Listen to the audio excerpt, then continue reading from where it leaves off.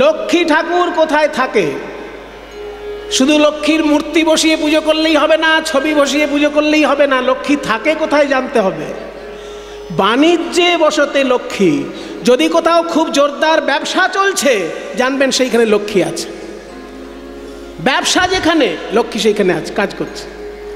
তদর্থং কৃষি কর্মণি, যদি কেউ খুব ভালো চাষবাস করতে পারে, সেইখানে লক্ষ্মী বাস করছে। আর তদর্থং রাজসেবায়াম, সরকারি চাকরি যদি কেউ করে, তো জানবে মাসের শেষে একটু একটু লক্ষ্মী আসছে তার বাড়িতে, তাই না? সরকারি হতে হবে, তাহলে দেখবে সেইখানে মা লক্ষ্মী একটু একটু আসছে। আর তারপরে অন্যান্য কাজে থাকতে পারে, কিন্তু ভিক্ষায় কোনোদিন লক্ষ্মী থাকে না। ওই জন্য ভিক্ষাটা যেন কেউ না করে, এইটা বলার জন্য এই শ্লোকটা, যে লক্ষ্মী পুরোপুরি থাকে ব্যবসায়, অর্ধেকটা থাকে চাষে, আর তার অর্ধেকটা থাকে চাকরিতে, কিন্তু ভিক্ষায় কখনো লক্ষ্মী থাকে না। বাণিজ্যে বসতে লক্ষ্মী তদর্থং কৃষি কর্মণি তদর্থং রাজসেবায়াম ভিক্ষায়াং নৈব নৈবচ। তা বড় লোকের মেয়েকে বৌমা করে এনেছিস, ব্যবসা কর, তোদের তো দধি দুগ্ধ ঘৃতকল পচে যাচ্ছে, একটু হাটে নিয়ে গিয়ে বস। পৌষ মেলা হচ্ছে, শুনিস নি? পৌষ মেলায় সবাই ব্যবসা করছে, তুইও একটু কর। আরে আমার বয়স হয়েছে, আমি আজকে যেতে পারি। তুই পারিস না তো তোর মেয়েকে পাঠা। মেয়ে?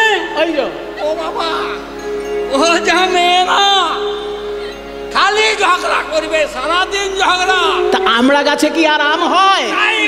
তুই যেমন ঝগড়াটি, তোর মেয়েও তেমন ঝগড়াটি হয়েছে। পেটে জন্মেছে, পেটে জন্মেছে, তা বলে কি ফেলে দেবো না? আরে ফেলে দিতে কে বলছে? তোর মেয়েকে তুই বুকে করে রাখ, বুকে রাখবো তো, আমার মেয়ে। তা ব্যবসায় যাওয়ার জন্য আর কেউ নেই? ছেলেটা কি করে? ছেলে? হ্যাঁ, ও বাবা, আমার খেপা ছেলে, খালি কালী কালী জয় কালী বলে সারাদিন। মানে কালী নামে খেপা হয়ে গেছে। হ্যাঁ। তা শুনেছি তোদের বৌমাও নাকি আছে বাড়িতে, তাহলে বৌমাকে পাঠা। বৌমা? হ্যাঁ, ও ব্যবসা শিখুক। বৌমাকে পাঠাবো? ভালো ভালো নয় কেন? কি করে? স্বভাবটা ভালো নয়। কেন, করেছে নাকি? আরে করেছে নাকি, খালি রাস্তায় বেরোয়, তখন এদিক এদিক ওদিক ওদিক খালি তাকাই গো। ও এদিক ওদিক তাকায়? হ্যাঁ। তাহলে আমি তোর বৌমাকে ডেকে এখনই মোকাবিলা করিয়ে নিচ্ছি। হ্যাঁ। রাধে, শাশুড়ি মায়ের হাতে পায়ে ধরে বলো, যদি তোমায় হাটে নিয়ে যায়, তুমি আজকে এদিক ওদিক তাকাবে না, একভাবে আমার সঙ্গে যাবে, বলেছ? রাধারানীকে সঙ্গে নিয়ে চললেন। ললিতা বিশাখা সাথে চলিয়া যাইতে পথে, ললিতা বিশাখা সাথে চলিয়া যাইতে পথে, আমার কত সাধে বাড়াইছে পাগো, কত সাধে বাড়াইছে পাগো, উথলিল ভাবসার এলাইল কেশভা, উথলিল ভাবসার এলাইল কেশভা, ধরনে না যায় রাধার গাগো, ধরনে না যায় রাধার গাগো।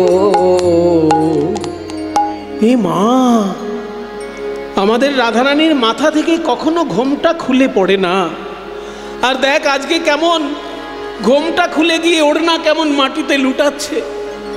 রাধারানী হলো রাজকন্যা, মর্যাদা সম্পর্কে তার পরিপূর্ণ জ্ঞান, তাকে কোনোদিন মর্যাদা শিখিয়ে দিতে হয় না, কিন্তু এ কি, তার ওড়না মাটিতে লুটাচ্ছে, তবু কোনো হুঁশ নেই।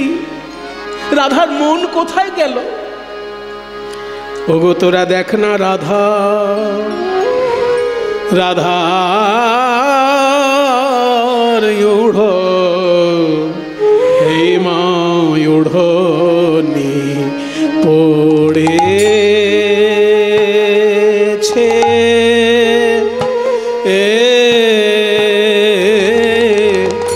ভূয়ে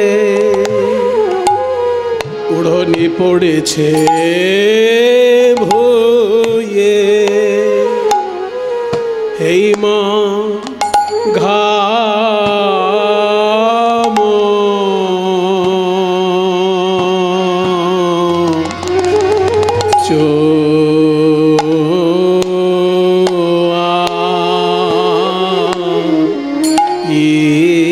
চোয়াইছে ঘাম চোয়াইছে মো ও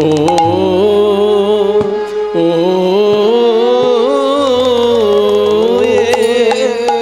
ও আমাদের রাধা আর উড়নি পড়ে ছে কি অনুরাগ রে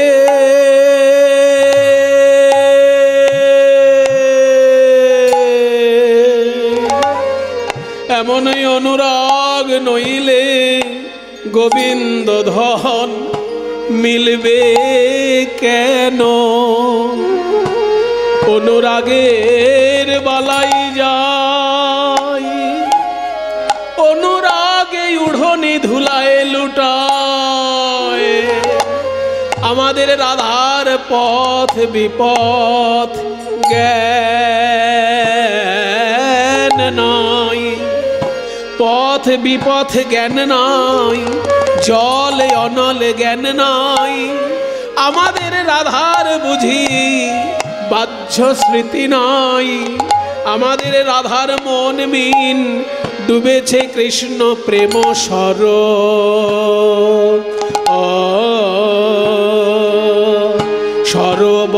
সরোবরে ও আমাদের রাধার আর উড়নি পড়ে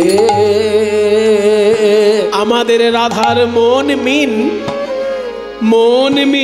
ডুবেছে কৃষ্ণ প্রেম সরোবরে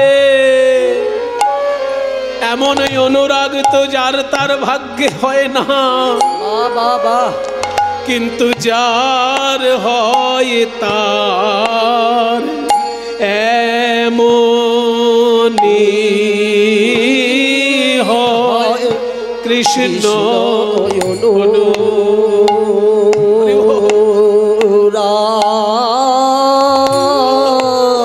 অনুরাগ যার হয় তার এমনি হয় এমন সব হারানো অনুরাগ সব হারানো কৃষ্ণ অনুরাগ যার হয় তার এমনি হয় এমন কৃষ্ণ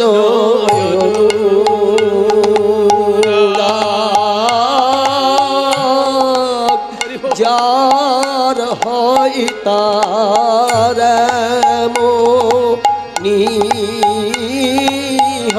এমন কৃষ্ণ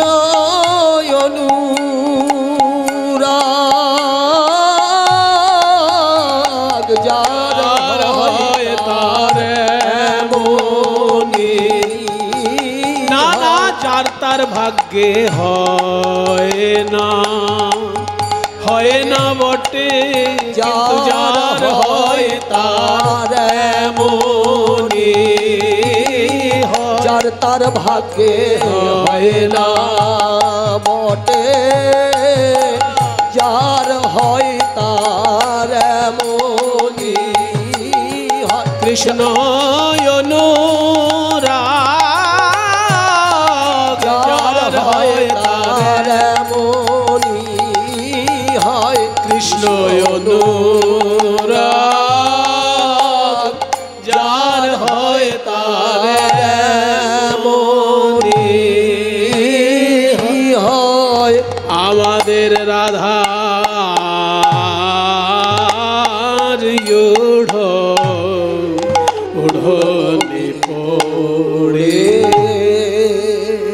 উড়নে পড়েছে ভুঁয়ে ঘাম চুয়াইছে মুয়ে। রাধার উড়নি পড়েছে ভুয়ে, ঘাম চুয়াইছে মুয়ে। চাঁদ মুখ করে ঝলমল রে, চাঁদ মুখ করে ঝলমল রে। আবার হিয়ায় প্রবাল মাল, হেমকট শোভে ভাল। হিয়ায় প্রবাল মাল, হে মুকুটি শোভে ভালো। দুটি আখি করে ছল ছল রে, দুটি আখি করে ছল ছল রে। যে যা ভালোবাসে পথে গেলে দেখবেন সেই আলোচনাতেই থাকে। প্রাণ গোবিন্দকে ভালোবাসেন রাধারানী, তাই পথে যেতে কহে কথা কানু পর সঙ্গ। পথে যেতে কহে কথা কানু পর সঙ্গ। প্রেমে অঙ্গ ঢর ঢর পুলকিত অঙ্গ। ওই প্রেমে অঙ্গ ঢর ঢর পুলকিত অঙ্গ। বুড়িমা, ও বুড়িমা, এ কি গো? ওই দেখো কদম গাছ, আর ওই কদম গাছের নিচে কালো মেঘ। হ্যাঁ, মেঘ থাকে আকাশে, কদম গাছের নিচে মেঘ এলো কি করে? ও বাবা, আবার বিদ্যুৎ ঝলমল করছে।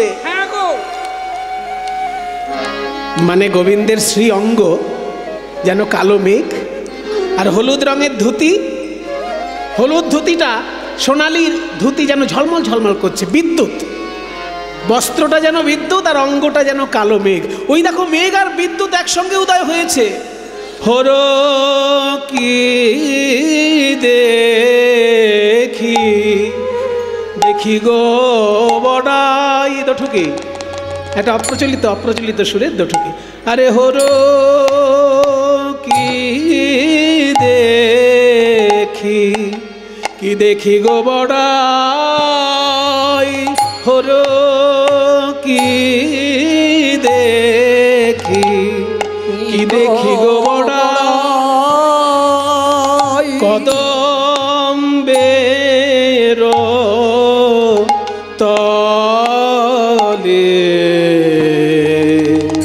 তড়িত জড়িত জইছে নব জল ধরে। ও গো বড়ি মা, মা গো বড়িমা, ওই দেখো কদম গাছের তলায় কালো মেঘ, আবার তাতে বিদ্যুৎ জড়ানো। বড়িমা রসিকতা করে বলছে, আরে বাবা মেঘ থাক আর বিদ্যুৎ থাক, তাতে যদি বৃষ্টি না হয় তোর তো চিন্তা কি? তুই তো ভয় পাচ্ছিস দধি দুগ্ধ যাতে ভিজে না যায়, ভেসে না যায়। তো বৃষ্টি কই? মেঘ আছে, বিদ্যুৎ আছে, বৃষ্টি নেই, চিন্তা নেই। বড়িমা বলছে বৃষ্টি নাই, কিন্তু রাধারানী বলছে ওগো বড়াই, তোমার বয়স হয়েছে তাই বোধহয় ভালো করে দেখতে পাও না। তোমার যদি অনুরাগের নয়ন থাকে, তবে আমার কাছে আমার নয়নে নয়ন দিয়ে দেখো। মেঘ রয়েছে কদম তলায়, কিন্তু তার বর্ষণ কোথায় জানো? ওই মেঘের বর্ষণে আমার নয়ন পথে। মাগো বর্ষ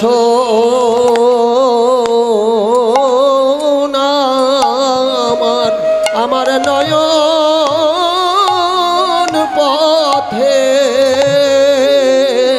যদিও মেঘের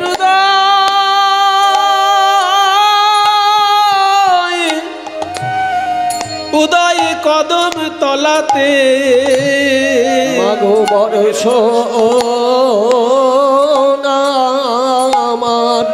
আমার নয়ন পথে। পদকর্তা বলছেন, ওগো রাধে তুমি ঠিক বলেছ।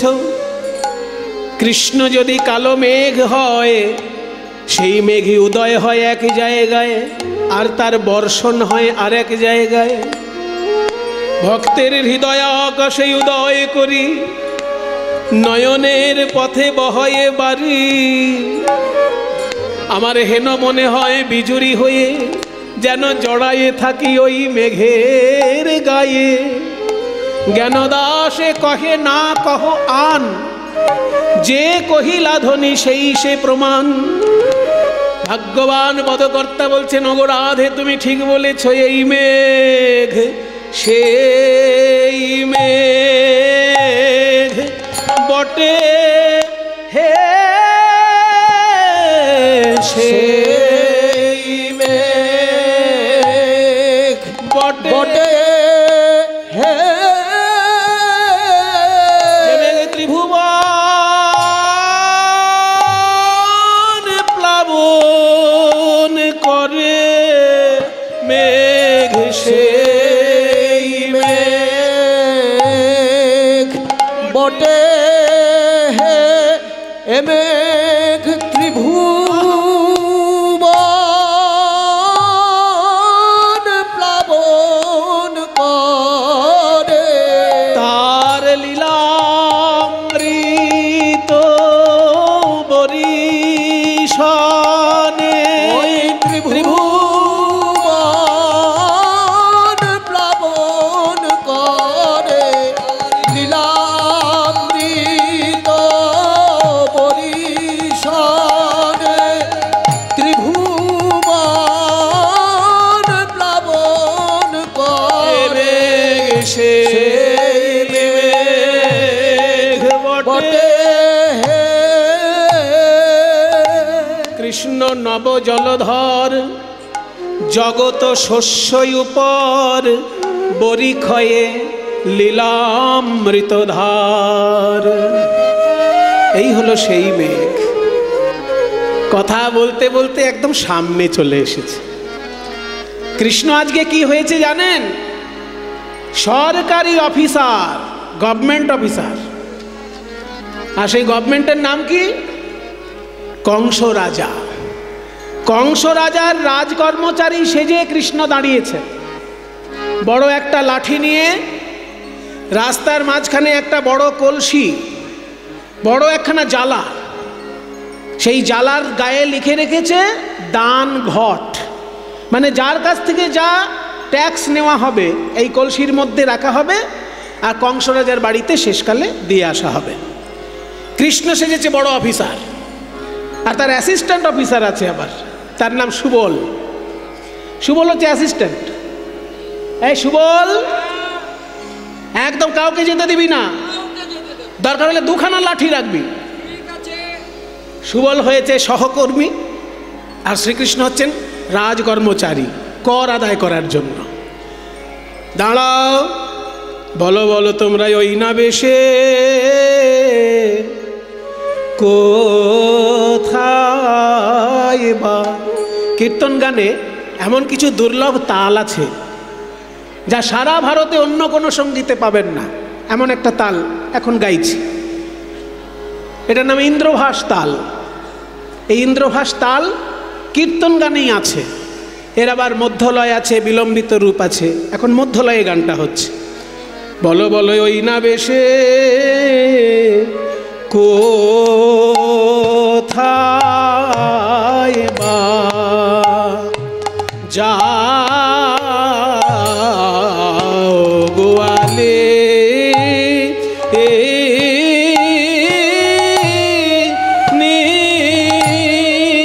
বলো কোথায় তোমার ঘর হে।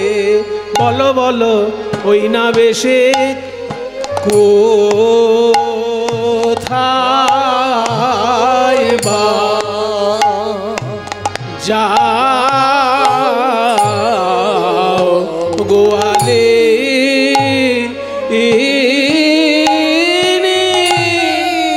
হে। বলো বলো কোথায় তোমার ঘর হে। বলো বলো তোমরা কোথায় যাও।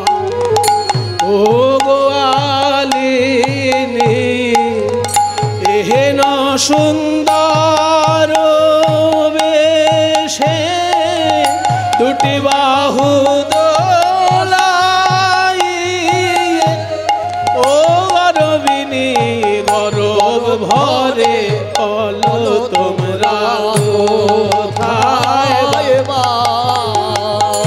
ও যাবে হেন সুন্দর বেশে দুটি বাহু পসারিয়ে গরবিনী গরব ভরে বলো তোমরা কোথায় বা কোথায় যাও হে গোয়ালিনী, কোথায় তোমার ঘর? কিসের পসরা দাসীর মাথার উপর?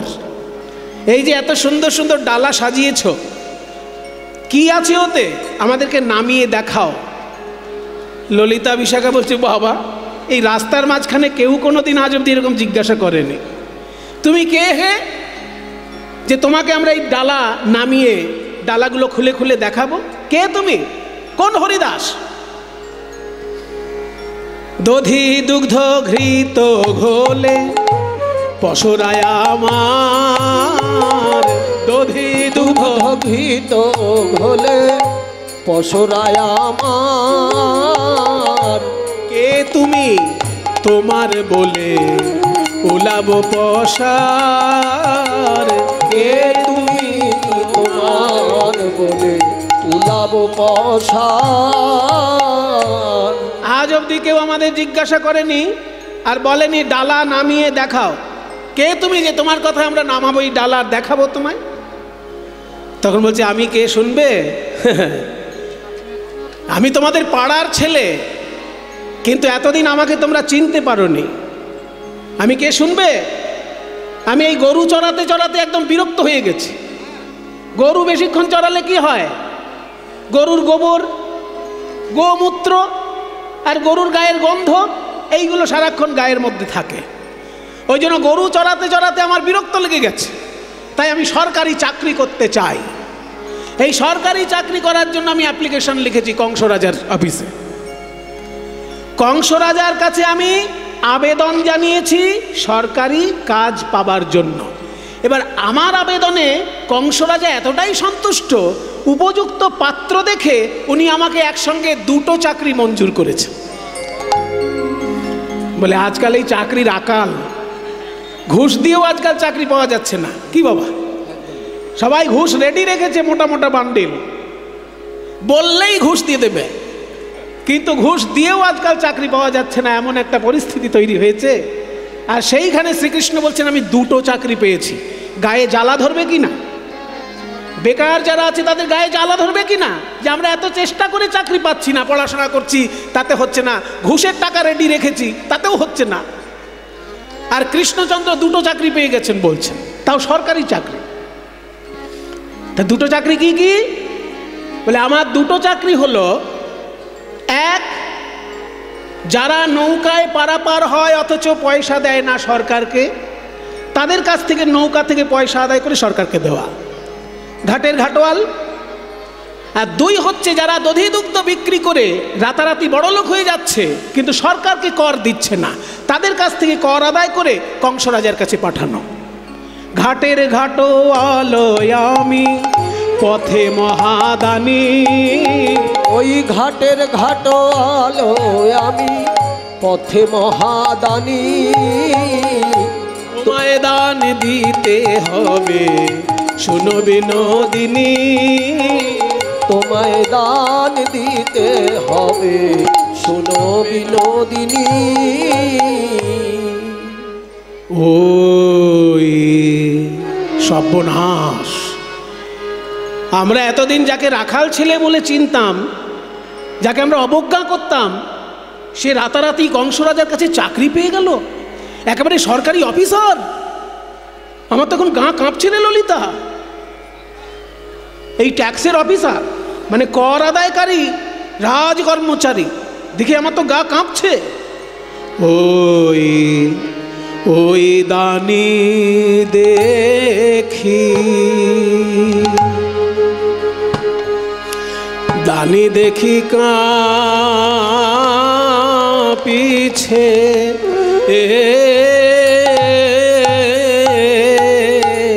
কাঁপিছে শরীর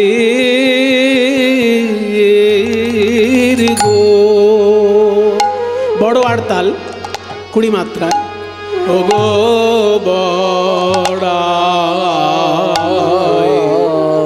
ও দানি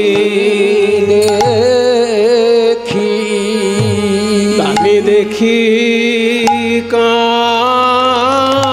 কাঁপিছে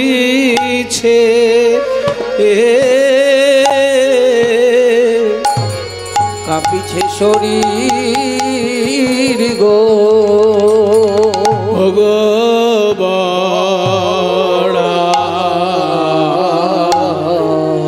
ও দানি আমি কেন ঘরে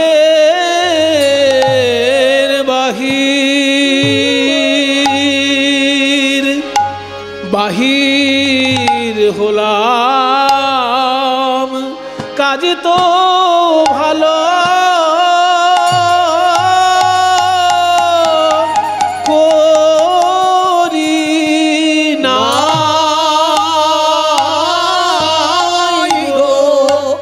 আমি কেন ও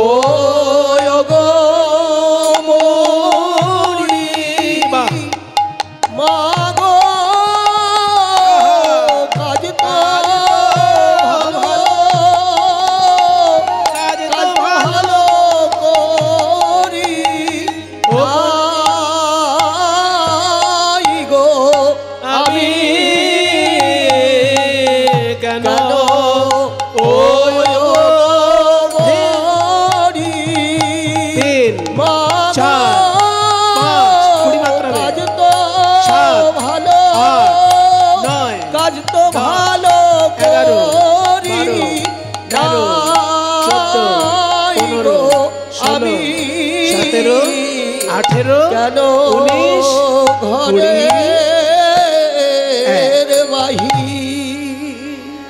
এইগুলো হচ্ছে আমাদের কীর্তন গানের অলংকার। আজকাল কীর্তন জগতের খুবই দুর্ভাগ্য যে এইসব আসল কীর্তনগুলো আমরা সরিয়ে রেখে যা তা কথা কীর্তনের আসরে শুনছি, আর যা তা গানও আমরা কীর্তন আসরে শুনছি। এটা আমাদের বড় দুর্ভাগ্যের বিষয়। রবীন্দ্রনাথ যে কীর্তন শুনে কীর্তনকে শ্রেষ্ঠ সঙ্গীত বলেছিলেন, আজকে যদি উনি আসরে একবার শুনে বেড়াতেন হয়তো ঘেন্না করতেন। কারণ যে কীর্তন রবীন্দ্রনাথ শুনে কীর্তনকে শ্রেষ্ঠ বলেছেন, সেই কীর্তন যদি পরিবেশন করতে হয় তাকে 5টা বিষয় জানতে হবে। প্রথম কথা, 108টা তালে কীর্তন হয়, সেই 108টা তাল কি কি সেটা জানতে হবে। দ্বিতীয় কথা, 6 রাগ 36 রাগিণীকে অনুসরণ করে কীর্তন হয়, সেই 6 রাগ 36 রাগিণী কি কি তাকে জানতে হবে। তৃতীয় কথা, বৈষ্ণব রসশাস্ত্র অনুসরণ করে কীর্তন গান হয়, বৈষ্ণব রসশাস্ত্র কি সেটা জানতে হবে। রূপ গোস্বামীর উজ্জ্বল নীলমণি, ভক্তিরসামৃত সিন্ধু, এগুলো হচ্ছে বৈষ্ণব রসশাস্ত্র। তৃতীয় কথা, বৈষ্ণব দর্শন অনুসরণ করে কীর্তন গান হয়, বৈষ্ণব দর্শনটা কি তাকে জানতে হবে। এটা জানতে গেলে জীব গোস্বামীর ষট সন্দর্ভ এবং শ্রীমদ্ ভাগবতের টিকা টিপ্পণী তাকে জানতে হবে। তারপরে বৈষ্ণব পদাবলী সাহিত্যের তো বিরাট ভাণ্ডার, প্রায় 12,000 বৈষ্ণব পদাবলী আছে। সবগুলো এখন পাওয়া যায় না প্রিন্টেড আকারে, কিন্তু প্রায় 1000 খানেক বৈষ্ণব পদাবলী কীর্তনের আসরে গাওয়া হয়ে থাকে। সেগুলো সম্পর্কে জানতে হবে, তবে তো কীর্তনটা পরিবেশন করলে এবং অভিনয় দিয়ে নৃত্য দিয়ে সেটাকে পরিস্ফুট করে তুলতে হবে, তবে পূর্ণাঙ্গ কীর্তন, যেটা রবীন্দ্রনাথ ঠাকুর শুনে সর্বশ্রেষ্ঠ সঙ্গীত বলেছিলেন।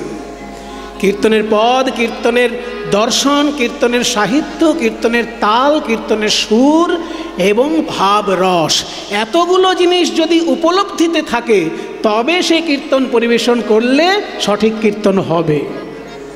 আর তা না হলে শুধুমাত্র মানুষের মনোরঞ্জনের জন্য চাটনি মার্কা কথাবার্তা বলে শুধু জনরঞ্জন করে বেড়ালেই কীর্তন গান কিন্তু হবে না। সেটা একটা হাস্যকর সঙ্গীতের রূপ হতে পারে, কিন্তু কীর্তন গান হতে পারে না। এই যে গানটি আপনারা শুনলেন, এটা আড় তালের গান, 20 মাত্রা তালের গান হলো। আড় তাল হচ্ছে বদশী অষ্টতালের প্রথম তাল। মানে জয়দেব গোস্বামী গীত গোবিন্দে 8টি তালের উল্লেখ করেছেন, সেই 8টি তালে গীত গোবিন্দ গাওয়া হয়েছে। 8টি তাল হচ্ছে আড়, দোজ, জ্যোতি, শশীশেখর, গঞ্জন, বিষম পঞ্চম, রূপক, সোম। এই 8খানা তালের মধ্যে প্রথম তাল হচ্ছে আড় তাল, সেইটাই পরিবেশন হলো এতক্ষণ। মুজদি জানিতাম আগে এ পথে কণ্টক আছে, আমি তবে ঘরের না হইতাম বাহির গো, তবে ঘরের না হইতাম বাহির। ইংরেজিতে একটা কথা বলে, মর্নিং শোজ দ্য ডে, মানে সকালটা দেখলে বোঝা যায় দিনটা কেমন যাবে। সকালটা দেখলে বোঝা যায় দিনটা কেমন যাবে। তাই আজকে সকালে যখন ঘর থেকে বেরিয়েছি তখনই আমি বুঝতে পেরেছি আজকের দিনটা আমার ভালো যাবে না। কেন না, ঘর থেকে বেরোনোর সময় ঠকাস করে মাথায় আঘাত লাগলো। তাহলে মাথায় আঘাত লাগলো বেরোনোর সময়, ব্যাপারটা ভালো নয়, মনটা খারাপ। আর সেই সময় আবার টিকটিকি বলে উঠলো ঠিক ঠিক ঠিক, টিকটিকি এসে আবার বললো যে ঠিক হয়েছে, আজকে বিপদ হবেই। ঘর হইতে যারা প্রণামী দিচ্ছেন মঞ্চে উঠবেন না, গানের সঙ্গীতের শ্রী নষ্ট হয়ে যায়, শেষকালে আপনারা প্রণামী দেবেন। দুলালদা আপনি একটু স্টেজে আসুন, আপনি একটু এখানে আসুন, আসুন আসুন একটু আসুন। না না, দরকার আছে। যারা যারা কিছু সহযোগিতা করতে চান তারা এই কমিটির হাতে তুলে দেবেন, কারণ এটা কর্মীমণ্ডলীর সেবা শাখায় এই অর্থ নিয়োজিত হয়। সেই জন্য আমি কর্মীমণ্ডলীর হাতে এই দান দক্ষিণাটুকু তুলে দিচ্ছি, দুলালদার হাতে দিচ্ছি, দুলালদা ওইখানে গিয়ে দিয়ে দেবেন। নিতাই গৌর হরি।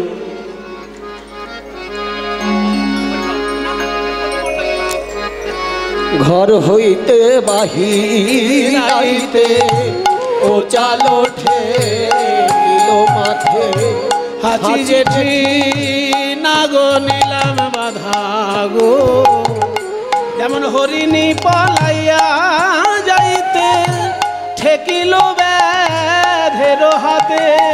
ওই হরিণী পলাইয়া যাইতে ঠেকিল ব্যাধের হাতে, তেমনি ঠেকিয়া গেল রাধা, তেমনি ঠেকিয়া গেল রাধা। একটা হরিণ বাঘের তাড়া খেয়ে পালাতে লাগলো, পালাতে পালাতে এমন একটা জায়গায় এসে দাঁড়ালো, দেখে ব্যাধ তার দিকে ধনুর বাণ প্রস্তুত করে রেখেছে। তাহলে তার পালিয়ে কি লাভ হলো? আমি ওই জটিলা কুটিলা রূপী বাঘিনী নাগিনীর তাড়া খেয়ে বাইরে এলাম, এখানে আবার দেখছি কৃষ্ণ ব্যাধ তার নয়ন বাণ আমার দিকে প্রস্তুত করে রেখেছে। তাহলে আমি এখন বাঁচবো কি করে বুড়িমা? বলছে দাঁড়া দাঁড়া, আমাদেরকে কথা বলতে দে। এই যে শ্যামসুন্দর, রাধার সঙ্গে পরে কথা হবে, আগে আমাদের সঙ্গে একটু বোঝাপড়া হোক। তুমি বলেছো চাকরি পেয়েছো, হ্যাঁ গো, 24 ঘন্টা যে গরু নিয়ে চিন্তা করে সে কখনো চাকরি পায়? কিছু মনে করবেন না বাবা।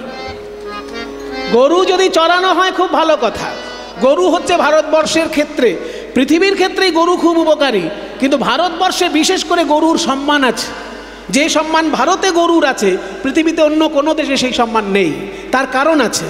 তার কারণ ভারতবর্ষে 5000 বছর ধরে যজ্ঞ হচ্ছে, আর সেই যজ্ঞের ঘিটা গরু থেকেই আসে। মোষের ঘিতে যজ্ঞ হবে না, ছাগলের দুধে যদি ঘি হয় সেই ঘিতে যজ্ঞ হবে না, যজ্ঞটা হবে গরুর দুধ থেকেই।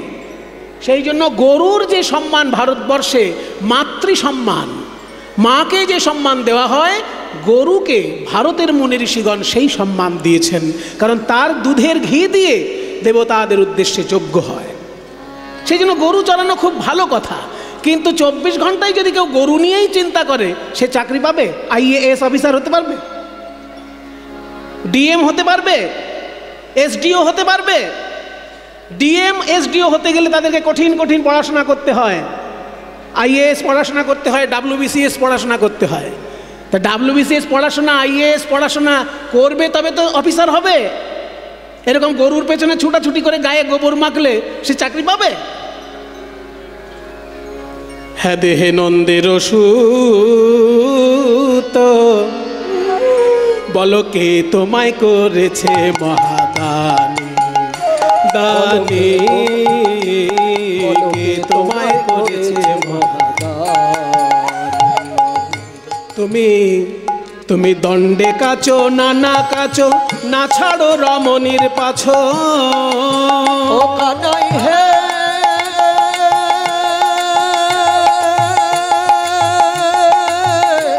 দাঁড়াও, কাচ মানে কি?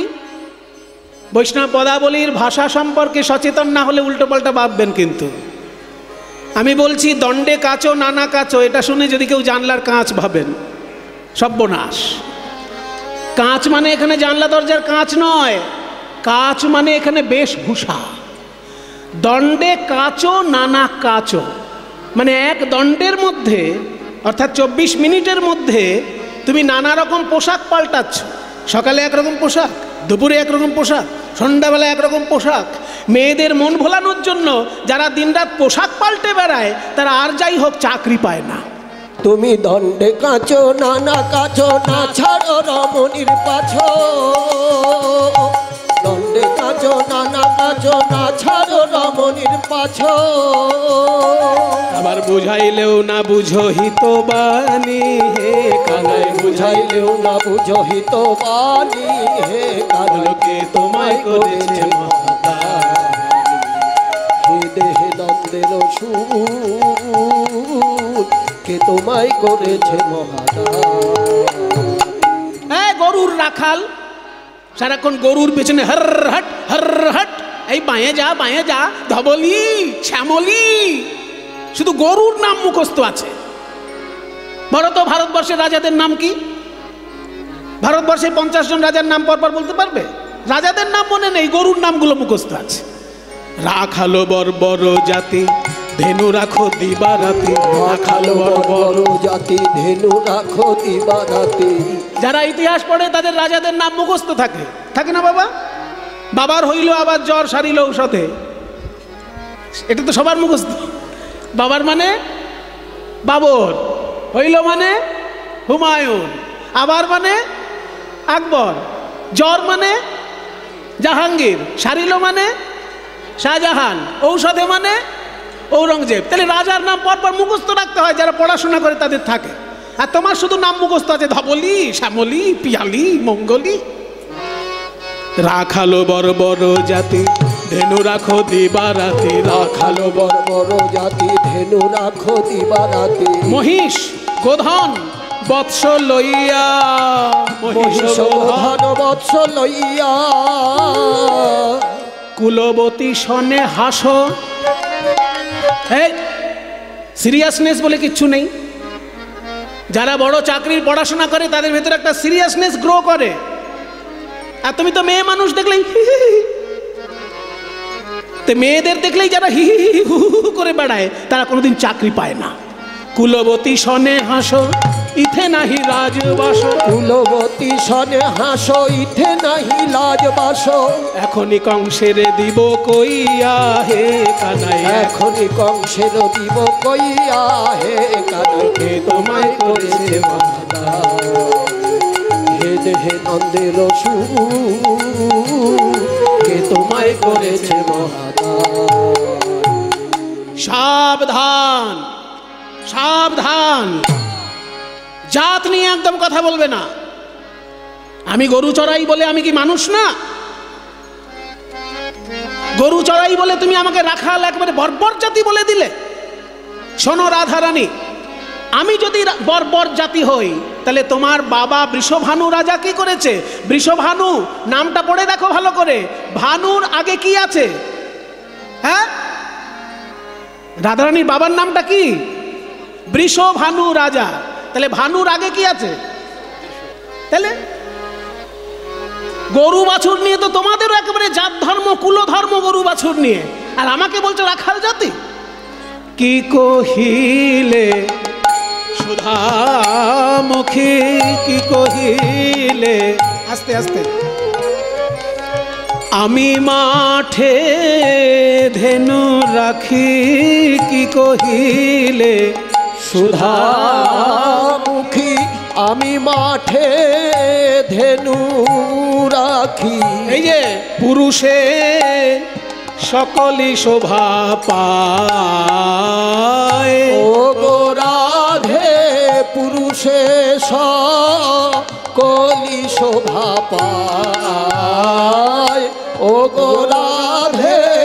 রাজার নন্দিনী হয়ে দধির পসরা লয়ে, রাজার নন্দিনী হয়ে দধির পসরা লয়ে, হাটে মাঠে কেঁধে বেড়ায়, ও গো রাধে হাটে মাঠে।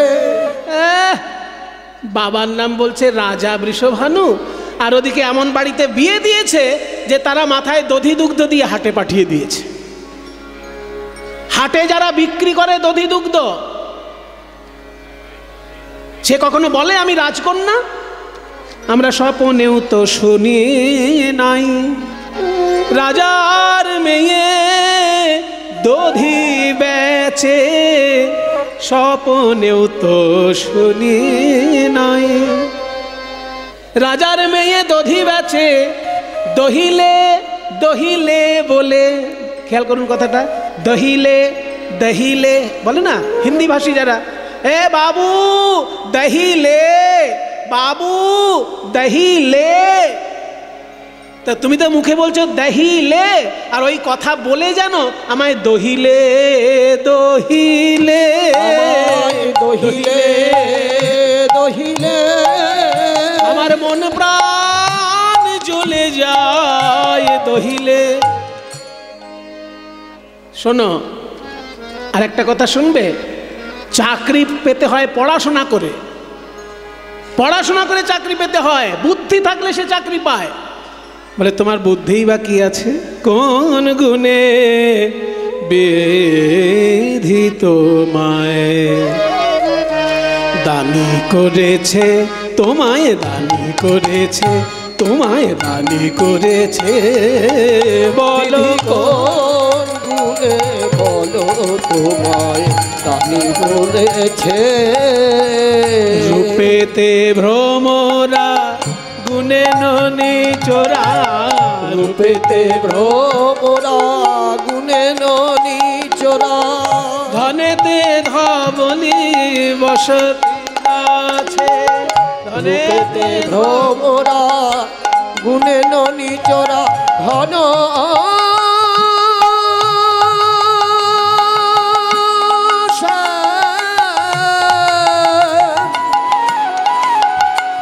অহে শ্যাম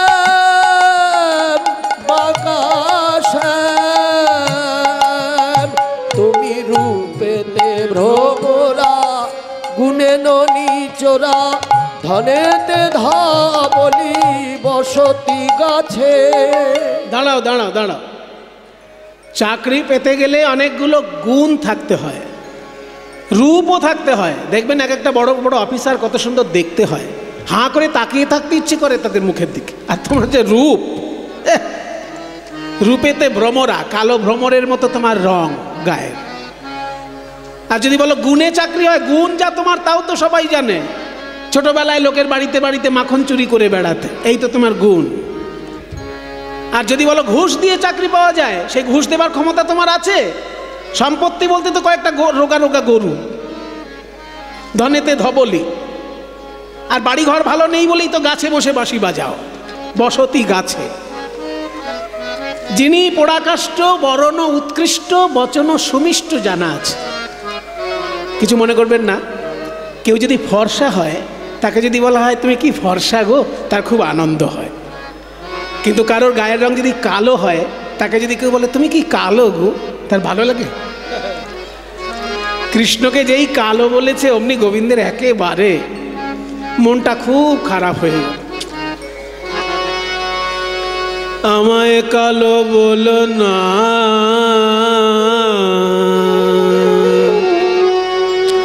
বলো না, না, না, না, না, বলো না, বলো না, না, না, না, না, কালো কালো বলো না, ও গো রাজার ঝি, কালো কালো বলো না, ও গো রাজার ঝি, আমায় বিধাতা করেছে কালো, বিধাতা করেছে কালো, আমি করব কি, করব কি, করব কি, করব কি, কালো কালো বলো না, রাজার ঝি, কালো কালো বলো ও গো রাজার ঝি। শোনো শোনো, কালোকে যে এত নিন্দে করছো, কালো ছাড়া তোমাকে ভালো দেখাবে? কালো তোমার মাথার কেশ, নয়নের তারা, কালো তোমার মাথার কেশ, নয়নের তারা, আর নীল শাড়ি পরলে তোমায় ভালো দেখায়, তা নীলটা তো কালোরই কাছাকাছি। নীল শাড়ি পরি যাও, নীল শাড়ি পরি যাও, নীল শাড়ি পরি যাও, দিয়া বাহু নাড়া, বাহু নাড়া, নাড়া, কালো বলো না, ও গো রাজা, কালো বলো না,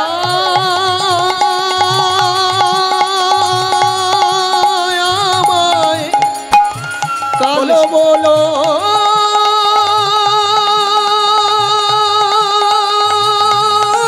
না। কৃষ্ণের সঙ্গে ঝগড়া করতে ভালো লাগে, কিন্তু কৃষ্ণের যদি মন খারাপ হয়ে যায় তখন আবার রাধারানীর খারাপ লাগে। তাই বলছে এই ওরকম ভাবে বলিস না, ওরকম বলিস না, ও কত টাকা চাইছে বল, আমি তো রাজার মেয়ে, আমার কোনো অভাব নেই, যা বলছে দিয়ে দেব। হ্যাঁ, আমাদের রাজনন্দিনী বলেছেন যত টাকা তোমার লাগবে দিয়ে দেবে, বলো কত চাই তোমার।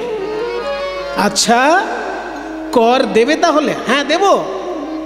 দধি দুগ্ধ ঘৃত ঘোল এগুলোর জন্য কোনো কর লাগবে না, কারণ ওগুলো আমি খেয়ে নেব। সরকারি অফিসার হয়ে যদি ঘুষ না খায় তাহলে মানায় নাকি? ওই জন্য ওগুলো আমি খেয়ে নেব, ওগুলোর জন্য কোনো ট্যাক্স দিতে হবে না। কি বললে? ওই দধি দুগ্ধ ঘৃত ঘোল চাই না, ওগুলো আমি খেয়ে নেবো। বলে খেয়ে যদি নাও তাহলে আবার ট্যাক্স কিসের? বলে এগুলো আমি খাবো আর কর নেব যেগুলো গয়না পড়েছে ওইগুলোর জন্য, ওই গয়নাগুলোর জন্য কর নেব। বলে কত টাকা কর লাগবে গয়নার জন্য? এক এক করে বলছি। এই কাগজ নাও, কলম নাও। ও সুন্দরী শুনিয়া না শুনহিত বাণী, তুমি জানো না গোবিন্দ পথে দানি, জানো না গোবিন্দ পথে দানি, তুমি জানো না গোবিন্দ পথে দানি, জানো না গোবিন্দ পথে দানি।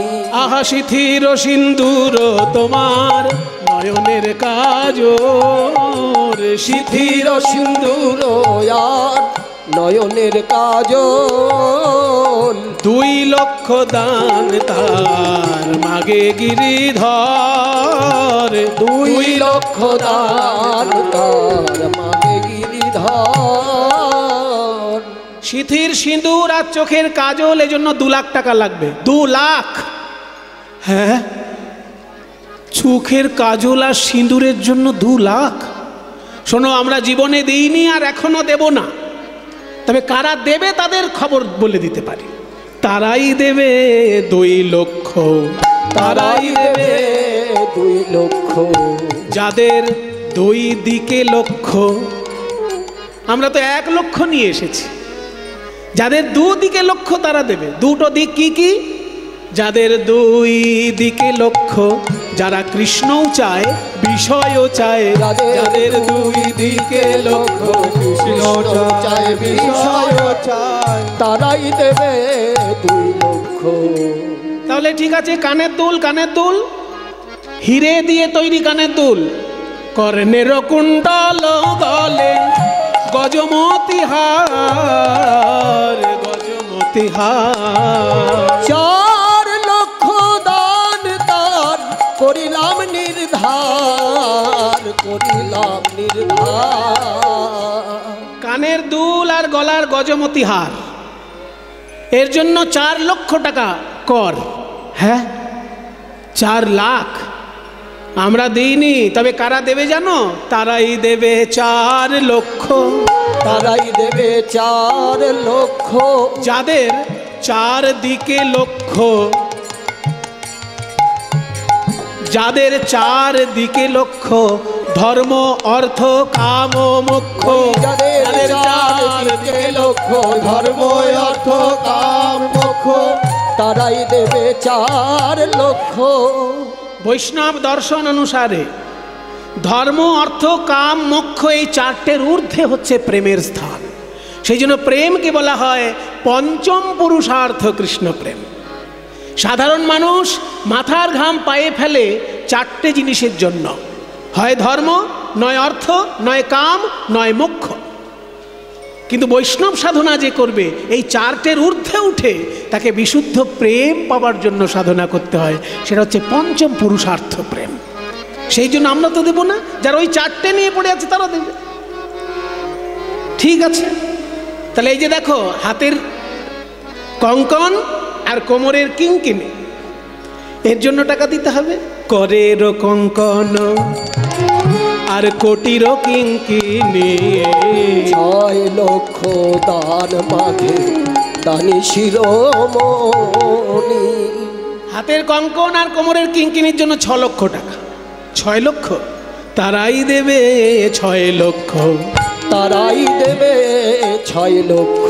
যারা ষড়রিপুর বশীভূত, কাম ক্রোধ লোভ মোহ মদ মাৎসর্য, এই 6টি রিপুতে যারা বশীভূত হয়ে আছে তারা দেবে। আমরা তো ওগুলোর ঊর্ধ্বে উঠে গেছি, আমরা তো দেব না।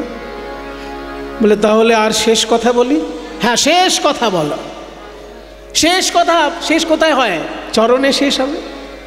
তোমার চরণে ওই যে লাল টকটকে আলতা আর ওই যে হিরে দিয়ে বাঁধানো সোনার নূপুর, ওইটার জন্য লাগবে 8 লাখ টাকা। রঙ্গ নয়ালো তায়ার রতন নূপুর। 8 লক্ষ দান মাগে দানির ঠাকুর। 8 লক্ষ দান মাগে দানির ঠাকুর। 8 লাখ টাকা এই নূপুরের জন্য তারাই দেবে 8 লক্ষ। তারাই দেবে 8 লক্ষ। যারা অষ্টপাশে বদ্ধ, ভগবানকে যাতে না ডাকতে পারে তাই কলি মহারাজ 8খানা দড়ি দিয়ে আমাদেরকে বেঁধে রেখেছে। সেই 8টি দড়ি কি কি? ঘৃণা, লজ্জা, ভয়, মান, কুল, শীল, জাতি, অভিমান। এই 8টি দড়ি ছিন্ন করতে না পারলে ঈশ্বর লাভ হয় না। আমরা তো ওগুলো ছিন্ন করে এসেছি, তাই আমরা তো দেব না। জ্ঞানদাসে কহে তুমি ছাড়ো টিট বনা, কে দানি তোমার আবার ঠাকুর কোনজনা। 8 লক্ষ টাকা চাইলাম, 6 লাখ, 4 লাখ, 2 লাখ, মোট কত লাখ হয়? কত টাকা মোট? 2 আর 4 6, 6 আর 6 12, 12 আর 8 20 লক্ষ টাকা হয়েছে। 1 টাকাও দেবে না।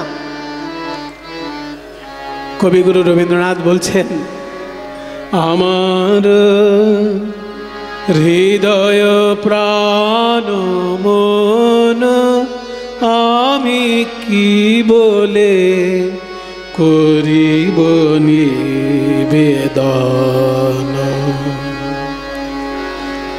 রাধারানী বলছে, প্রাণনাথ তোমায় কিছু দেবার বাকি থাকলে তবে তো দেব।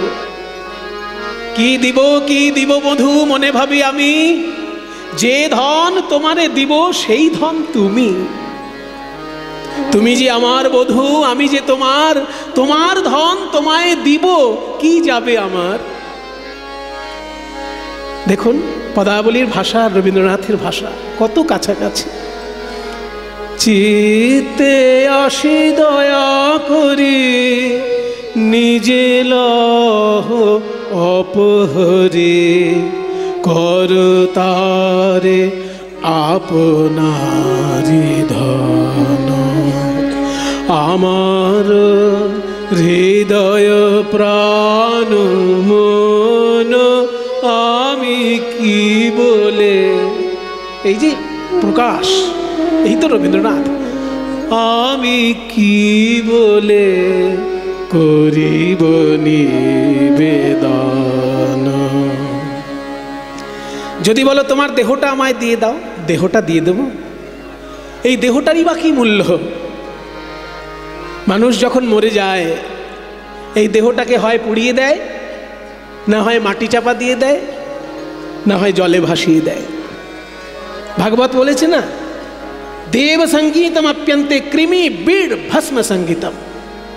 ভাগবতের শ্লোক বলছে দেবতাদের মতো সুন্দর দেখতেও যদি নরদেহ হয়, মৃত্যুর পর সেই দেহটা হয় পোকামাকড়ে পরিণত হবে, তা না হলে শৃগাল কুকুরের বিষ্ঠায় পরিণত হবে, আর তা নাহলে মাটি চাপা দিলে বা পুড়িয়ে দিলে ভস্মে পরিণত হবে, ছাই হয়ে যাবে।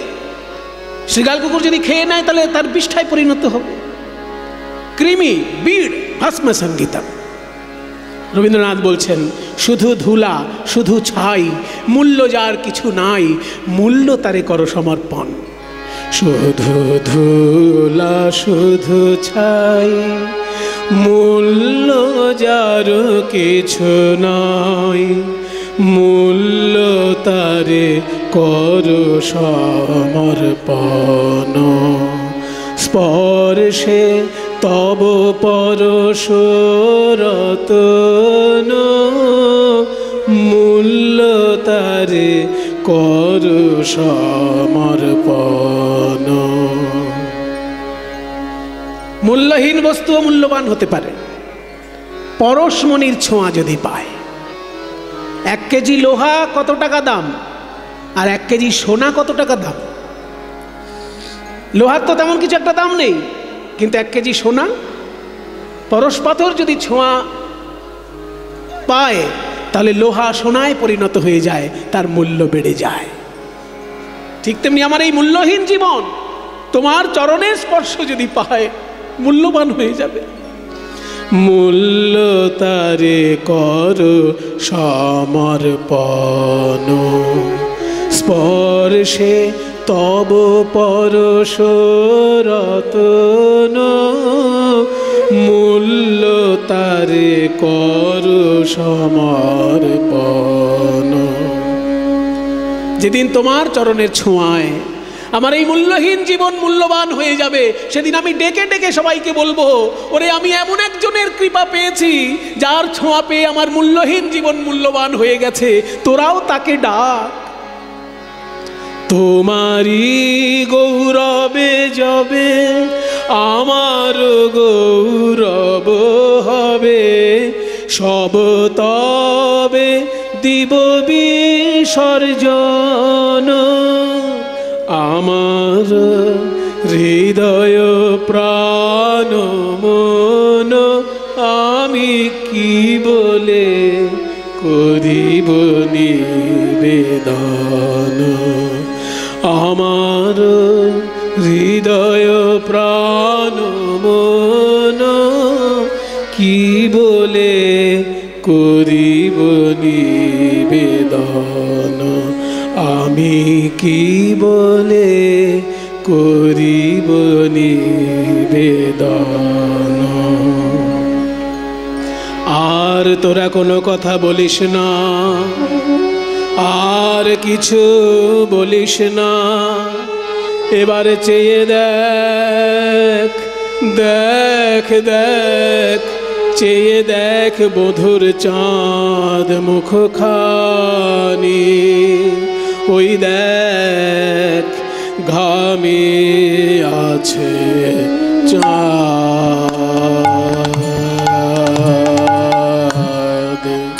চাঁদ মুখ খানি। দে দে পশরায়ানি, ওরে যার লাগি এই বিকিকিনি, অবশ্যই খাও ক্ষীর স্বর্ণ বলি রে,